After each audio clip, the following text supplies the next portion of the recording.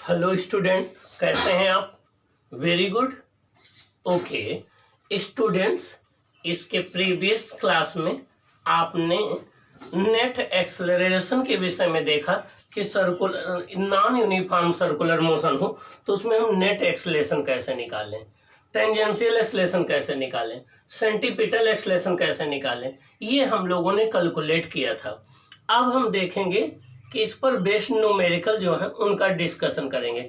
आइए हम देखते हैं सर्कुलर मोशन में न्यूमेरिकल जो है उनको कैसे सॉल्व करें। फर्स्ट क्वेश्चन है, is the acceleration of A particle in uniform circular motion constant और वेरिएबल। करें कि यूनिफॉर्म सर्कुलर मोशन में किसी पार्टिकल का एक्सेलरेशन कांस्टेंट होता है या वेरिएबल होता है। आइए हम डिस्कस करते हैं। आप जानते हैं कि यूनिफॉर्म सर्कुलर मोशन में सेंटीपिटल एक्सेलरेशन होता तो हमेशा सेंटर की तरफ है, लेकिन उसकी डायरेक्शन कंटिन्यूअसली चेंज होती है। अब कोई वेक्टर क्वांटिटी तब तक कांस्टेंट नहीं कहलाती जब तक उसका मैग्नीट्यूड और डायरेक्शन दोनों फिक्स ना हो। तो यूनिफॉर्म सर्कुलर मोशन में नेट एक्सेलरेशन सेंटीपिटल एक्सेलरेशन के इक्वल होता है, लेकिन उसकी डायरेक्शन कंटिन्यूअसली चेंज होती रहती है, इसलिए वो वेरिएबल एक्सेलरेशन होता है। तो no acceleration is not constant in uniform circular motion as direction of centripetal acceleration changes continuously, so AC is variable. Means acceleration uniform circular motion में कांस्टेंट नहीं होता है। उसका रीजन ये है कि उसकी डायरेक्शन कंटिन्यूअसली चेंज होती है, इसलिए सेंटीपिटल एक्सेलरेशन एक वेरिएबल एक्सेलरेशन होता है। नेक्स्ट क्वेश्चन है, is it necessary to express all the angles in radian while using equation omega equal to omega not plus alpha t. क्या हम omega equal to omega not plus alpha t apply करते समय सारे angles को radian में ही रखना है?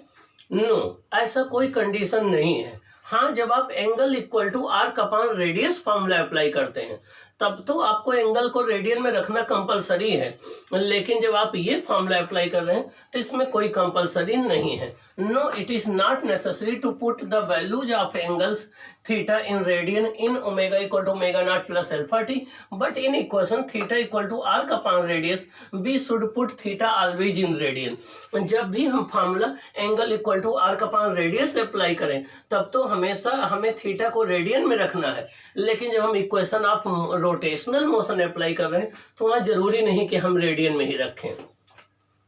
Next question है आपका, which of the following quantity में remain constant during the motion of a object along a curved path. कोई एक ऑब्जेक्ट है जो कर्व्ड पाथ के अलोंग मूव कर रही है, नीचे कुछ क्वांटिटी दी गई है, इनमें से कौन क्वांटिटी कांस्टेंट रहेगी? अब यहाँ कर्व्ड पाथ का मतलब हो गया कि स्ट्रेट लाइन में ना हो। अब इसमें दोनों केस हो सकते हैं कि हम एक सर्कुलर मोशन को कंसीडर कर लें कि वो बॉडी सर्कुलर मोशन में है, दूसरा हम प्रोजेक्टाइल मोशन को कंसीडर कर सकते हैं कि बॉडी प्रोजेक्टाइल मोशन में भी है। तो अगर हम यूनिफॉर्म सर्कुलर मोशन कंसीडर करते हैं, इन uniform circular motion speed and magnitude of the acceleration remain constant. जब यूनिफॉर्म सर्कुलर मोशन में बॉडी मूव करती है तो स्पीड और एक्सेलरेशन का मैग्नीट्यूड कांस्टेंट रहता है। In projectile motion which is motion on a curved path, projectile motion जो कि एक कर्व्ड पाथ पर मोशन है, एक्सेलरेशन रिमेन कांस्टेंट, वहां पर एक्सेलरेशन कांस्टेंट रहता है। तो अगर हम कर्व्ड पाथ में यहाँ पर प्रोजेक्टाइल मोशन को इंक्लूड कर रहे हैं तो वहां पर एक्सेलरेशन कांस्टेंट रहेगा। अगर हम कर्व्ड पाथ का मतलब यूनिफॉर्म सर्कुलर मोशन अप्लाई कर रहे हैं तो वहां पर स्पीड और एक्सेलरेशन का मैग्नीट्यूड कांस्टेंट रहेगा। नेक्स्ट क्वेश्चन है आपका, a particle moves in a circle of radius 1 centimeter with the speed given by v equal to 2t centimeter per second. Find the AC, AT, A and T at t equal to 1 second. कोई एक particle है जो 1 centimetre radius के circle पर v equal to 2t centimetre पर second से move कर रहा है। आपको उसका सेंटीपिटल एक्सेलरेशन निकालना है, टेंजेंशियल एक्सेलरेशन निकालना है, टोटल एक्सेलरेशन निकालना है, कब t इक्वल टू 1 सेकंड पर। आइए देखें, गिवन में v equal to 2t given है, आपको t इक्वल टू 1 सेकंड पर डिस्कस करना है। तो आइए देखें, t इक्वल टू 1 सेकंड पर स्पीड कितनी हो जाएगी? 2 इंटू 1 2 सेंटीमीटर पर सेकंड हो जाएगी। सेंटीपिटल एक्सेलरेशन होता है ac equal to V square upon R, तो हो जाएगा 2 का स्क्वायर अपॉन 1, ये हो जाएगा 4 सेंटीमीटर पर सेकंड स्क्वायर। टेंजेंशियल एक्सेलरेशन होता है at equal to dv upon dt, तो d upon dt into 2t हो जाएगा, तो हो जाएगा 2 सेंटीमीटर पर सेकंड स्क्वायर।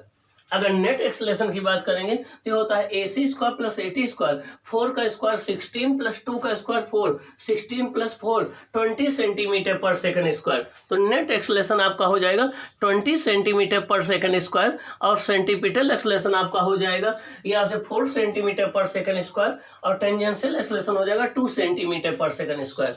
तो ये आपका सोल्यूशन हो जाएगा।